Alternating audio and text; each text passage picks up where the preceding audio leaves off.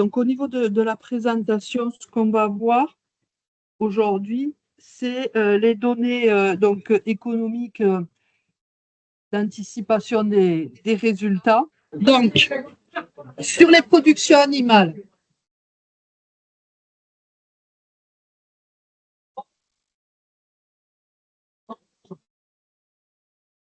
alors, sur les productions animales, ça fait 2 ans qu'on a des situations sanitaires qui sont compliquées. Donc, sur l'an dernier, on était très préoccupés par la MHE et la FCO. Donc, cette année, sur notre zone à nous, on est nettement moins touché que ce qu'on a pu être l'an dernier et ça s'est reporté plus vers l'ouest, Bretagne, Normandie, où là, il y a eu un certain nombre de foyers et quand on regarde en décembre, là, on est sur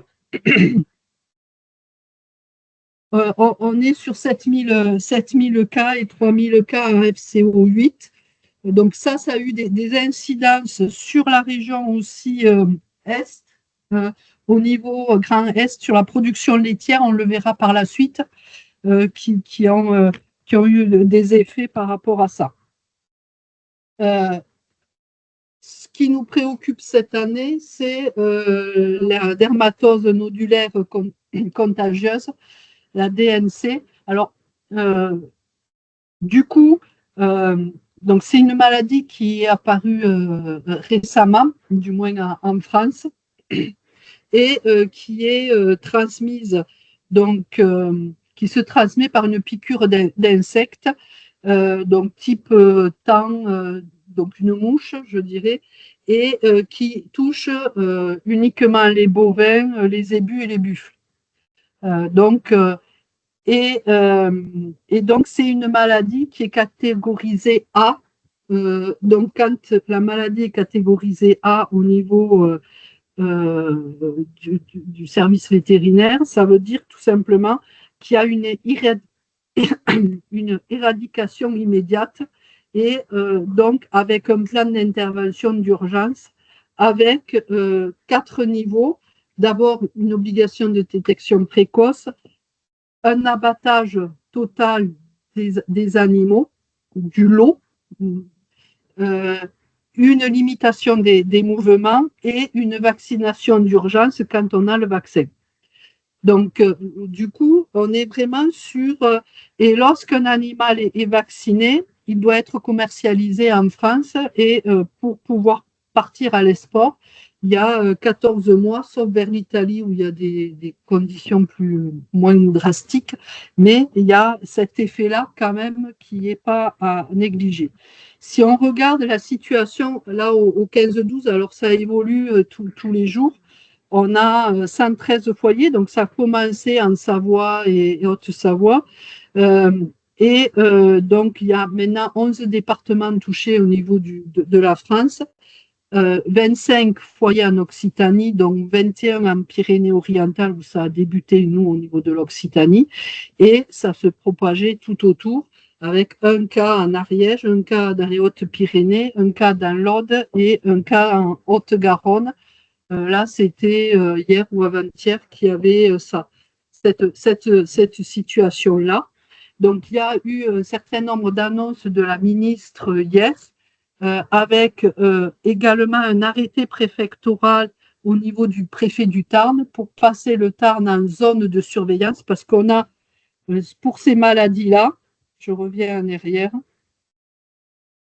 on a des zones, alors, là où il y a le cas, autour, de 50 km autour du cas, on est en zone. On est en zone de protection. Après, on est en zone de surveillance. Donc, tous ces deux-là, c'est une zone réglementée avec des conditions très strictes au niveau des mouvements d'animaux et tout ça, et des règles à respecter. Et après, on est sur une zone de surveillance après. Et après, on est sur la zone endème. Donc, et là, au niveau du Tarn, du fait qu'on est près des cas de l'Aude et puis de la Haute-Garonne, on est passé en zone de surveillance avec une demande au niveau de la profession de pouvoir vacciner. Donc, il faudra voir un peu comment les choses vont évoluer. Tous les jours, il y a des choses nouvelles qui arrivent, des informations nouvelles qui arrivent avec un mouvement fort au niveau des éleveurs pour contester le fait du non-abattage total des troupeaux. Voilà. Donc c'est vrai que c'est quelque chose qui est lourd au niveau des élevages parce que ça a fait et c'est et le changement climatique avec les chaleurs et autres fait dire qu'on aura de plus en plus de maladies qui vont arriver. Et donc, il faut se préparer également par rapport à ça pour avoir. Alors, au niveau de la France, on est quand même bien structuré, mais n'empêche que il faudra avoir un niveau de vigilance de plus en plus important. Et donc, c'est vrai que on est sur un changement de paradigme, je dirais, un petit peu par rapport à l'élevage, par rapport au fait qu'il y a ces nouvelles maladies. Si on regarde un peu plus au niveau de la consommation de viande, donc ici, vous avez le total de viande qui est consommé. Là, on parle de 2004 à 2024. Et on voit la consommation moyenne par habitant. Donc, en rouge. Et on s'aperçoit que la consommation, à peu près, on consomme 85 kilos de viande par habitant au niveau de la France. Alors, ça avait diminué en 2023 de 1,3%, ça a augmenté en 2024 de 2,4%. Donc, c'est vrai qu'il y a un certain nombre de personnes qui consomment moins de viande, d'autres pas du tout, mais n'empêche qu'on n'est pas sur une diminution énorme de non-consommation de viande quand même. Par contre, ce qu'on remarque, c'est que on a moins de consommation en jambon, en charcuterie de l'ordre de 2,3% et qu'on a un transfert au niveau des viandes.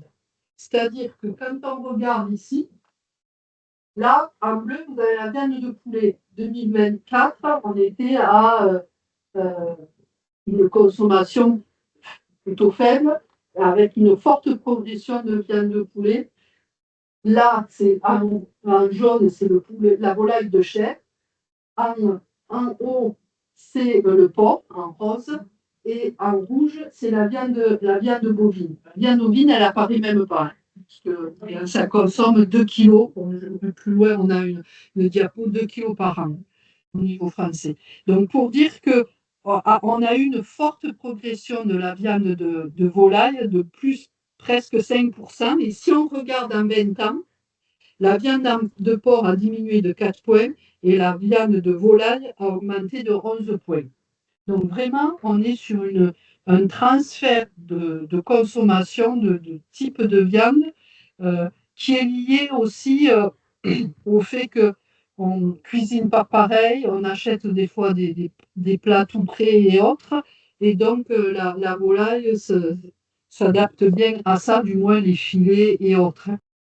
Si on regarde la consommation des produits laitiers, donc ici vous avez la consommation, la structure des achats en fromage. Là, c'est en 2024. On voit que 85% de nos fromages qu'on consomme sont issus de lait de vache. Le lait de brebis, fromage lait de brebis, c'est 5%. Lait de chèvre, c'est presque 9%. Et puis des fromages mixtes, c'est 1%. Donc pour dire qu'on a une forte consommation quand même de fromage au lait de vache. Et en termes de consommation quotidienne, on a 52% des Français qui consomment quotidiennement du fromage et au moins une fois par semaine, 33. Donc quand on additionne ces deux-là, c'est quand même une consommation régulière.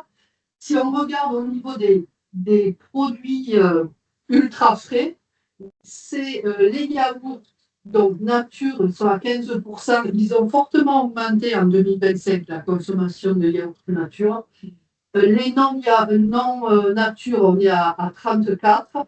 Les fromages blancs, 14. Les petits suisses, 4. Et les desserts frais, on est à 32. Donc, et là aussi, on est sur une consommation régulière puisqu'on a plus de 58% des Français qui en consomment au moins un par jour. Ce qui diminue, c'est la consommation de lait qui diminue, et ça, c'est chaque année. On est à moins 2,5 cette année par rapport à 2020, en 2024 par rapport à 2023. Et c'est, oui, parce que les autres laits, c'est epsilon.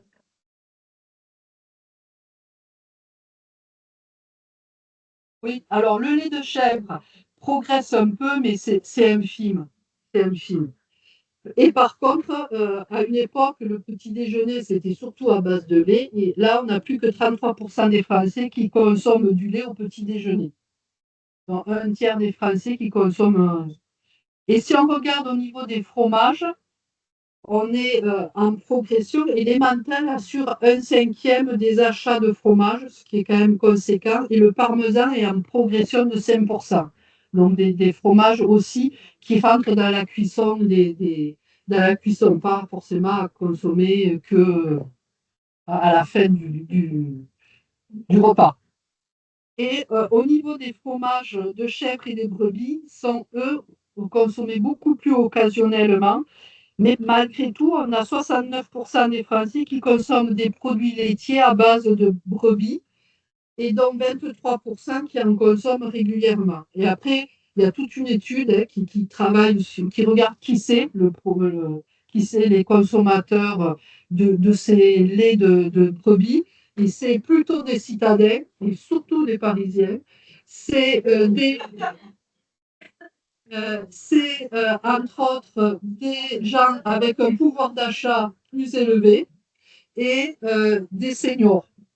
Donc, il y a toute une étude qui est très intéressante sur France Brebis qui analyse tous les produits, par qui c'est consommé, les volumes et tout ça. C'est très intéressant. Vraiment, bon, le but, c'était pas d'en faire un exposé, mais si vous cherchez des informations là-dessus, vraiment ça a été très fouillé et voir qui c'est qui est intéressé, c'est assez intéressant. Si on regarde au niveau du lait des bovins laits, donc on est sur une collecte mondiale qui est en hausse par rapport à 2024. Sur les 8 premiers mois, on a progressé de 1,3%. Et quand on regarde, tous les continents sont touchés par l'augmentation, alors plus ou moins. Les USA plus 2%, la Nouvelle-Zélande plus 2%, l'Argentine plus 10%, qui est quand même considérable. L'UE, donc l'Union européenne, on n'est qu'à 0,4%. Et l'Australie, elle, qui a diminué parce qu'ils ont eu des conditions climatiques défavorables qui ont fait qu'ils ont moins produit de lait.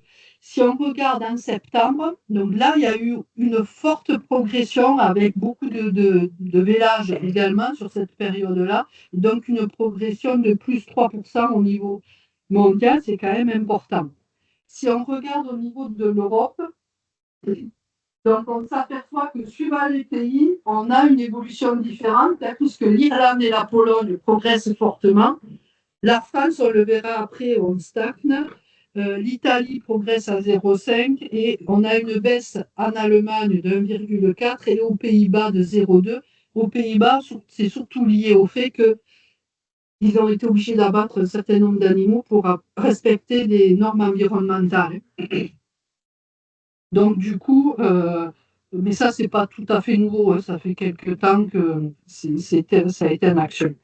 Si on regarde au niveau de la France, au niveau de la collecte, et là, vous l'avez par région, ici, on s'aperçoit qu'on a une région, le Grand Est, qui a fortement diminué, là, sur les 9 premiers mois, qui est aussi en lien avec les cas de FCO qu'ils ont pu avoir.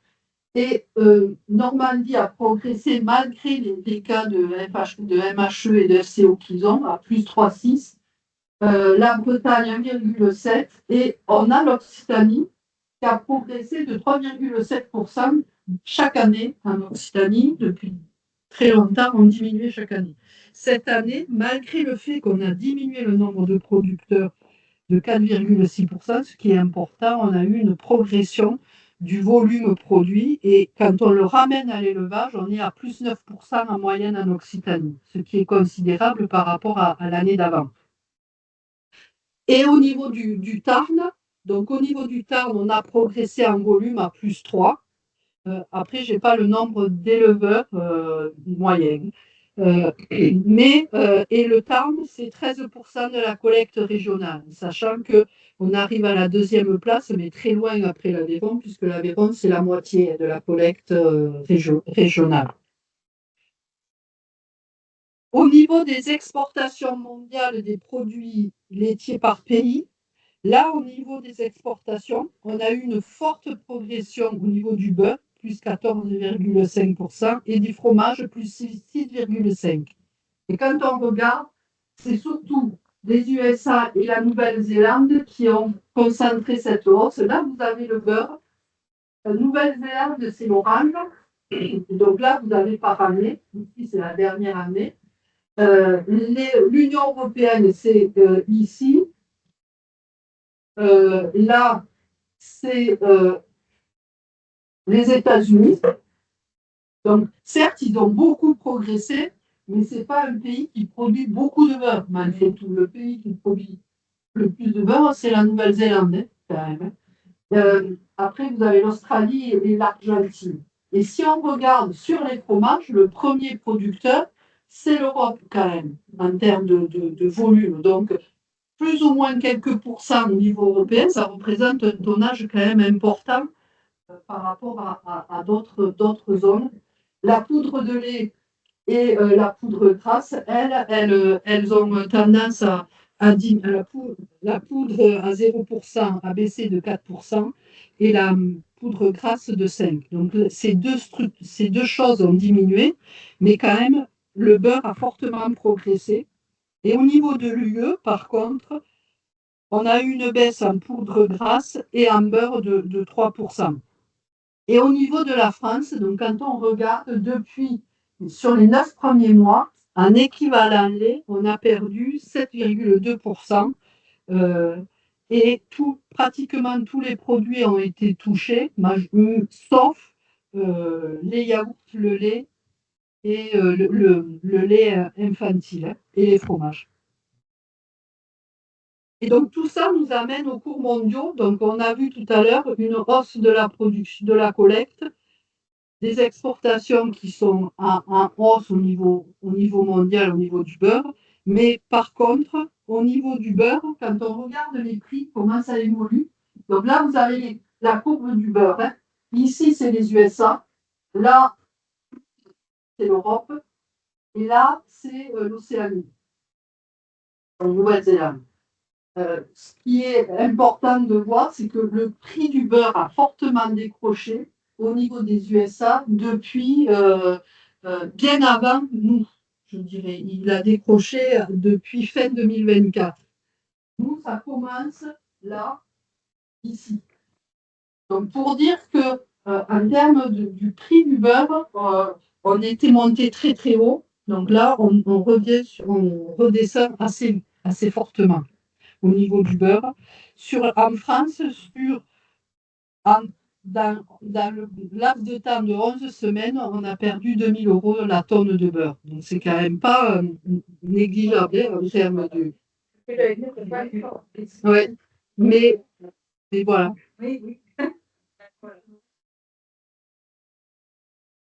Et, et après, sur les autres produits, on voit qu'il y a un léger fléchissement du prix, mais moins marqué que le beurre. Si on regarde au niveau des achats, donc là, on est en France, et sur un an, c'est l'histogramme vert. Donc, on s'aperçoit qu'on a une progression sur les crèmes, le fromage, certains fromages, et par contre, une baisse de consommation en volume sur le beurre et sur le lait liquide, un peu sur les desserts lactés, mais c'est surtout le lait liquide et le beurre qui ont fortement baissé en termes de volume acheté. Et donc, tout ça, ça nous amène au prix du lait. Donc, en 2025, vous avez ici le prix européen. Sur les 8 premiers mois, le prix du lait au niveau européen, il est à 532 € les 1000 litres. Donc, il est supérieur de 57 euros à 2024, soit 12% de plus, avec des pays qui augmentent et des pays où il commence à diminuer. Les pays où ça diminue en septembre, c'est la Belgique, le Danemark, le Pays-Bas. Et en septembre encore, nous, au niveau de la France, on progressait et en Irlande également. Et ici, vous avez la courbe du prix en France. Donc, en conventionnel, on est à 492 en moyenne sur les 8 premiers mois par rapport à l'année dernière. Et vous voyez que tous les mois, là, hormis sur le mois de janvier où on était sur le même niveau, on a été supérieur à ce qu'on a eu autour de 35, 30 à 35 euros les millilitres en plus sur les 8 premiers mois. Si on regarde notre prix moyen Occitanie, donc 2024, on était à 473 euros. Sur les 9 premiers mois, on est à 501 euros. Alors nous, sur notre groupe CEP France, on a 70% du groupe qui clôture au mois de mars. Donc on est en décalé par rapport à l'année civile. Sur 2024, on était à 482 et sur 2025, c'est les hypothèses de prix que j'ai pris au niveau de la simulation, entre 495 et 505 avec une moyenne à 500. Parce qu'il y a quand même une interrogation par rapport au prix du lait, comment il va évoluer sur 2026, dans le sens où on a vu qu'on avait une collecte en hausse au niveau mondial et ça se poursuit, parce qu'on a abattu moins de réformes et tout ça. Donc du coup, la collecte, le prix étant incitatif, les gens aussi, les éleveurs gardent plus longtemps les animaux et tout ça. Donc ce qui fait qu'on a une collecte supérieure. Alors, la consommation, elle est plutôt stable, donc ce n'est pas un facteur incitatif à ce qu'il y ait du volume en plus qui soit consommé. Et on a des exportations qui sont un peu en repli et des prix des produits laitiers type industriel, donc type beurre et tout ça, qui diminuent. Donc tout ça, euh, mis bout à bout, fait craindre un peu une diminution du prix, ou du moins plus une augmentation du prix du lait. Mais tout ça, c'est au conditionnel malgré tout. Hein. Au niveau des animaux, on est sur des animaux beaucoup plus valorisés. Alors là, c'est la vache haut, c'est la vache laitière. Quand on regarde les coupes, et là, c'est tous les pays. Hein. Donc, vous avez l'Irlande en vert, en bleu la France, en Belgique en noir, la Pologne en rouge et l'Allemagne en orange, en jaune, en ocre. On s'aperçoit qu'on a eu une progression dans toute l'Europe, tout simplement parce qu'il nous manque des animaux. Hein. Donc, du coup, on a eu une progression forte du prix et qui est identique dans tous les pays. Alors, sur l'Allemagne, on a une baisse plus marquée là sur l'automne que sur les autres pays. Et en France, on est par rapport à 2024 à un prix supérieur à 44% sur les 8 premiers mois. Si on regarde sur les veaux laitiers, donc là aussi on a eu, donc là c'est la courbe, c'est en France, c'est la courbe bleue pour 2025. On a été nettement plus haut que les autres années, puisqu'on voit le niveau qu'on avait les années précédentes. Là, c'est par contre, depuis le mois de novembre, on a une baisse assez marquée du prix, mais qui reste quand même supérieure à ce qu'on a eu auparavant. Mais il faut dire qu'on a eu des veaux qui sont montés à plus de 300 euros, des veaux laitiers. Donc ça, c'est quelque chose qu'on n'était pas forcément habitué à avoir. On était sur des prix de veaux croisés, mais pas sur des veaux de produits laitiers. Donc avec tout ça, si on regarde sur les bovins laits, donc on a des exploitations qui ont 118 hectares, 67 vaches, avec une production de presque 450 000 litres de lait, à un prix moyen de 482, ça c'était 2024. Sur 2025, j'ai pris une progression de 2 vaches en plus, avec une progression du volume produit entre plus 4 et plus 6, avec une moyenne à plus 5, et un prix du litre de lait de 495 à 505. Donc, on serait avec une progression du prix des veaux et des vaches de réforme assez nette. On serait sur un produit total qui progresserait de 6%, entre 4 et 9%. Des charges opérationnelles qui progresseraient liées, alors même si l'aliment, au prix au kilo a diminué, mais avec l'augmentation de la production, on a quand même une augmentation du volume acheté et donc une augmentation du montant de l'aliment et une augmentation des charges fixes plutôt modérée parce que dans les charges fixes, on a le carburant qui, lui, diminuait, hein, entre autres. Donc, ce qui fait que on serait sur un niveau de BE, on était à 85 000 à 2024, on passerait entre 94 et 107 000 avec une moyenne à presque 5 000 euros par exploitation sur une moyenne d'exploitation, donc comme on vient de voir. Donc un niveau qui est intéressant, avec un niveau d'annuité qui resterait stable, du moins pour 2025. Ce qui dégagerait un revenu disponible entre 33 000 et 40 000 euros à un ITH contre 27 600 qu'on avait en 2024. Sur les bovins viande, alors là, au niveau des bovins viande, ici, c'est tout confondu. Au niveau du nombre de vaches, en Europe, en 2 ans, on a perdu 1 million de vaches. C'est considérable. Et quand on regarde, tous les pays qui ont été touchés, sauf l'Italie qui progresse, mais sinon tous les autres, et le pays qui diminue le plus, c'est la France, en termes de cheptel perdu. Et donc ça entraîne forcément une baisse des réformes, ça entraîne aussi moins de veaux, puisqu'on a moins de vaches, donc du coup, et une demande qui se maintient, même si elle diminue un petit peu, elle est quand même pas en rapport avec la chute du cheptel, et donc ça génère des coûts élevés. Si on regarde au niveau de nos exportations et nos importations, alors le graphique, ce qui est important, c'est qu'on a eu moins d'importations de viande cette année, de l'ordre de 2% sur les 8 premiers mois, mais du fait que nos voisins, leur manque des animaux, du coup, il y en a moins qui est importé. Et nous, au niveau des exportations, on a exporté 2% de plus sur les 9 premiers mois.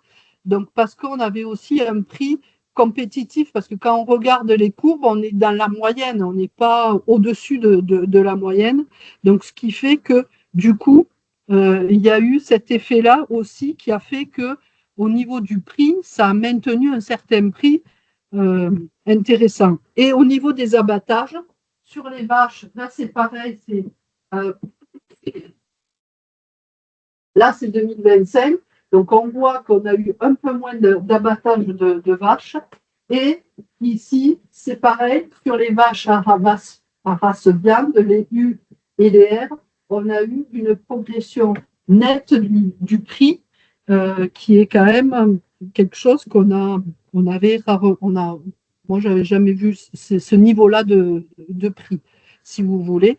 Donc ce qui fait que du fait qu'on est vraiment sur un manque de viande, du coup ça tire énormément les prix vers le haut. Du moins si on regarde sur les broutards, on a eu moins de naissances, hein, c'est assez notable. Hein. Vous voyez, en rouge, là, c'est tous les mois par rapport à l'année d'avant où il y a eu moins de veaux-nés. Donc, du coup, sur le marché, il en a manqué 4% par rapport à 2024. Ça représente 100 000 veaux. C'est pas rien quand même. Et il y a eu une baisse plus marquée sur les broutards de 8 à 12 mois, puisque l'an dernier, il y a eu des zones qui avaient été fortement touchées par la FCO et la MHE, donc moins de vélages, moins de veaux-nés, et donc ça s'est répercuté cette année. Il y a des races qui ont été plus touchées que d'autres, surtout un charolais en particulier, mais un limousin, on est à -10 aussi, ce qui est quand même pas à négliger. Et au niveau des exportations, sur les 9 mois, donc là, on a une baisse des exportations de 1%, mais c'est surtout focus plus vers les charolais parce que c'est des animaux plus lourds avec le prix au kilo qui est élevé. Donc ça avait un frein, je dirais, à l'achat. Et donc, un certain nombre ont moins acheté sur ces viandes-là. Mais enfin, 1%, c'est pas grand-chose. Si on regarde notre premier débouché, ça reste l'Italie et de loin, puisque ça représente 83% de nos broutards. Et là, on a eu une baisse de 2%. Et par contre, au niveau de l'Espagne, qui est notre deuxième acheteur, qui représente 16%, on a eu une progression de 34% au niveau de l'Espagne. Donc c'est pour ça aussi qu'au niveau du marché du broutard, il y a eu ce manque, moins de veaux et puis une Espagne qui tirait. Et ça a été ce qui fait qu'on a eu des cours qui ont aussi fortement progressé avec la fermeture pendant 15 jours là, due à la DNC.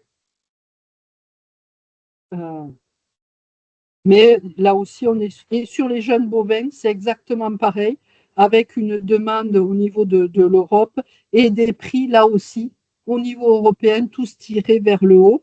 On est en bleu là.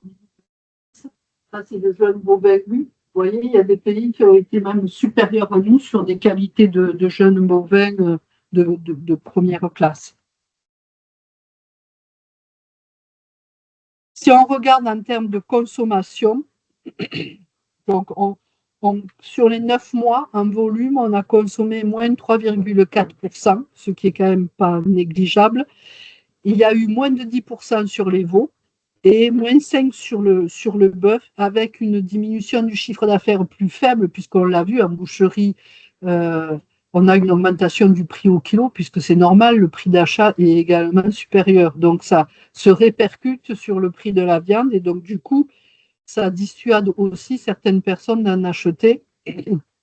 Et si on regarde, on est sur des prix à la conso, là, donc l'évolution du prix à la conso.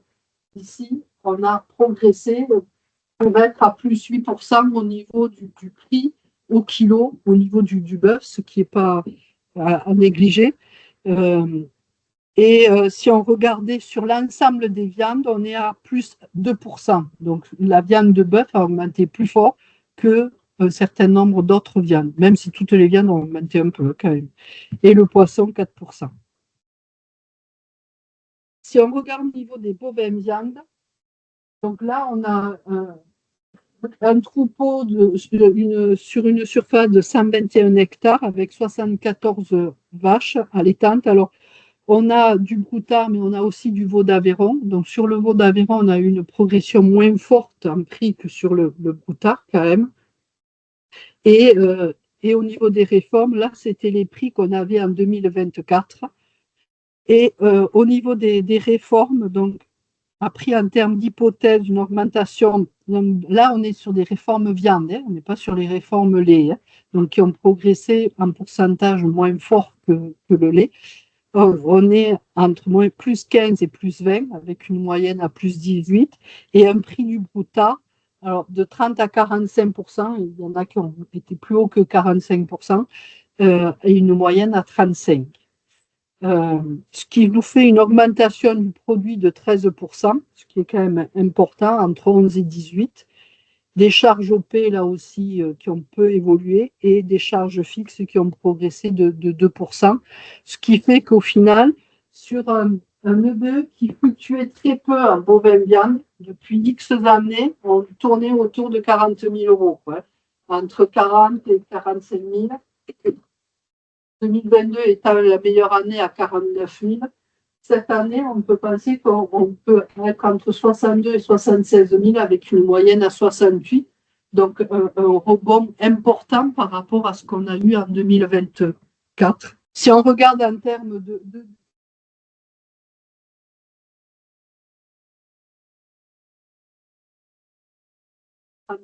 par rapport à 15 000 qu'on avait en 2024, Donc, on serait sur un niveau intéressant au niveau des bovins viande. Au niveau des bovins laits, alors les systèmes laitiers, c'est vrai que ils ont bénéficié d'un contexte plutôt favorable aussi sur le prix de l'agneau, en ovin lait. On le verra un peu plus tard. Si on regarde au niveau de la production, en Occitanie, on est à plus 1,1% sur 11 mois, c'est pas énorme, mais comme on perd des producteurs, on a perdu 4,6% d'éleveurs, ce qui veut dire que la production par exploitation a augmenté de 6,5%, ce qui est quand même important à ce niveau-là. Et donc, c'est ce chiffre-là, moi, que j'ai pris après pour dans les simulations, entre autres. Si on regarde au niveau de la consommation des ménages, elle progresse en volume et les yaourts assurent 71% de l'ultra frais. Donc, c'est vraiment en brebis le produit qui est le plus consommé, hormis le fromage après, mais en ultra frais. Au niveau du Roquefort et des fromages des Pyrénées, là, on a une baisse de 1,7 pour le Roquefort. Euh, tous les fromages progressent, mais le Roquefort marque le pas. Et par contre, le Soirati, l'an dernier, était aussi en baisse, et là, cette année, il progresse. Il progresse. Si on regarde au niveau du prix du lait, donc si on regarde au niveau Occitanie, là, c'est bio et non bio, le prix moyen. Sur le prix moyen Serfrance, c'est que conventionnel. Donc, on est sur une progression entre 2021 et 2024 de 170 € à l'hectolitre. Et sur les hypothèses là, on a pris une progression allant de 3,8 à 6%, avec une moyenne presque à 6, à 5,6. Et après, cette année, on a les agneaux de Roquefort. Alors là, ça s'arrête en septembre. Là, il baisse. Voilà. Et donc, on est sur des niveaux nettement plus élevés que déjà l'année d'avant, on était plus haut, puisqu'on était en moyenne à 75 €. Là, dans les hypothèses, j'ai pris entre 90 et 100 € l'agneau. Donc, ce qui fait que là, ça amène un plus notable en termes du produit. Et si on regarde au niveau des hypothèses, donc on est des exploitations presque de 100 hectares, 97 hectares, avec 382 brebis, une production laitière de 123 000, à un prix moyen donc, de 1183, et presque 2 exploitants en moyenne sur ces structures-là. On est sur une production laitière donc, qui, en termes d'hypothèse, entre 5 et 7,5, avec une moyenne à 6,5 en progression. Un prix du lait qui progresse également. Et donc, ça nous donnerait un produit total qui progresse entre 6 et 11%, avec une moyenne à 9.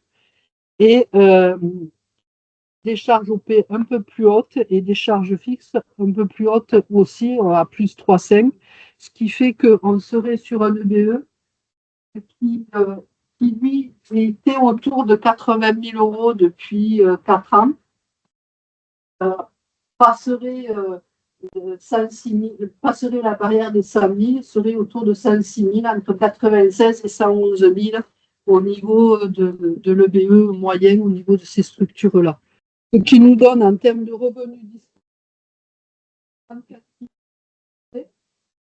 entre 33 et 41 000 € au niveau du revenu disponible. Donc là, sur ces exploitations-là, je dirais, il ne faut pas qu'ils s'enflamment non plus en termes d'investissement. C'est là qu'il faut aussi attirer la vigilance quand même. Et penser à la transmission et à faire attention aux comptes courants associés, parce que c'est une production là où on a des niveaux de comptes courants associés quand même très élevés. C'est la production qui a les plus hauts comptes courants associés. Donc ça, c'est important d'avoir un regard par rapport à ça. parce que sinon, au moment de la transmission, on est quand même après avec des difficultés. Pour finir sur les productions animales, donc on est en ovin viande. Là aussi, on a eu moins de viande ovine importée. Sur les viandes ovines, on en a moins importé sur sur les 8 premiers mois. Forte diminution donc en provenance d'Espagne et d'Italie. Vous avez ici là le monde, donc moins 2,7. Royaume-Uni, par contre, là, on progresse avec 4,6. L'Irlande, moins 10, moins 17 l'Espagne et moins 5. L'Espagne, c'est aussi lié aux ateliers d'engraissement quand les prix d'agneau ont été très hauts. Ils en ont aussi moins mis en élevage. Et au niveau du Royaume-Uni, ce qui se passe des fois, c'est qu'il y a des animaux qui transitent par la France et qui repartent ailleurs. Il y a énormément de transferts. Et donc, ce qui fait que des fois, dans les importations, il y a des chiffres qui peuvent être un petit peu occultés, même si ils font des efforts au niveau de la douane pour essayer de lisser ces chiffres-là et d'enlever ces mouvements-là. On a eu également moins d'arrivées d'animaux vivants, moins de 39% sur les 8 premiers mois en provenance d'Espagne, et aussi moins d'exportation d'agneaux vivants français. Donc tout ça fait qu'on est sur moins d'agneaux. Et en même temps, on a moins d'agneaux qui ont été abattus en France. C'est quand même assez notable. On est à moins 8%. Et alors, par contre, on a des agneaux plus lourds qui ont été abattus. Donc, ce qui fait qu'en perte de volume, on n'est qu'à moins 6 au lieu de moins 8. Et pour les réformes, c'est exactement pareil. En effectif, on est à moins 8. Et en poids, on est à moins 5 global. Donc, des carcasses plus lourdes. Alors, l'effet de la FCO aussi explique, parce que il y a eu des troupeaux qui ont été vraiment très touchés l'an dernier, donc il n'y a pas eu d'agneaux, ou peu. Et puis, pour d'autres, avec des brebis qui sont mortes, la reconstitution du cheptel. Donc, du coup, on ne les a pas en réforme, quoi. Et si on regarde en termes de consommation, donc là, elle se réduit encore sur 9 mois. L'achat des ménages en viande ovine a diminué de 15%, ce qui est énorme, avec une progression de 10% du prix. Et donc, sur certains étals, il n'y a plus d'agneaux, que le week-end, par exemple, parce qu'il n'y a pas assez de demande. Et sur l'agneau qu'on consomme en France, on augmente la part qui vient de l'extérieur, puisque on est à presque 58% de l'agneau consommé en France qui provient d'autres pays que de l'agneau français. Et donc ça, c'est une tendance qui progresse. C'est ce que je vous disais tout à l'heure. La consommation moyenne de viande ovine, ça représente 2,5% des 88 kilos 85 kilos qu'on consomme, et ça fait 2 kilos par habitant. Donc, ce qui fait vraiment pas beaucoup. Et là aussi, on a donc une progression de l'agneau jusqu'au mois de septembre. Et à partir de septembre, de Pâques à septembre, on a diminué. Et puis là, on reprogresse un peu, mais là, on revient au même niveau que ce qu'on avait en 2024. Donc, on a des prix qui sont un peu moins porteurs sur cette période-là. Sur les fêtes de fin d'année, ça augmente toujours un petit peu. Le prix de l'agneau progresse parce qu'il y a un peu plus de demandes. Et donc, au niveau du prix, sur 2024, on était à 168 € en moyenne sur le groupe. Et dans les hypothèses, j'ai pris entre 177 et 183 avec une moyenne à 180 au niveau de l'agneau. Et si on regarde en termes de BE, donc au niveau de l'atelier, on est sur 395 brebis un produit qui progresse moins fortement que sur les autres ateliers d'élevage, on est à plus 3,2. Alors, en plus, ce groupe-là a un peu plus de production végétale. On est sur un système quand même assez intensif, nos ovins viandes. Bon, pas tous, mais un certain nombre sont quand même assez intensifs et en atelier de grande culture un peu à côté. Et une baisse des charges OP, une augmentation un peu des charges fixes, ce qui fait qu'on aurait un EBE qui progresserait, mais moins que les autres ateliers. On se situerait entre 45 et 53 avec une moyenne autour de 50 000. Ce qui fait que, avec presque 24 000 d'annuités, on est sur un revenu disponible entre 13 400 et 18 600. Donc, on n'est pas sur le même niveau que les autres filières d'élevage.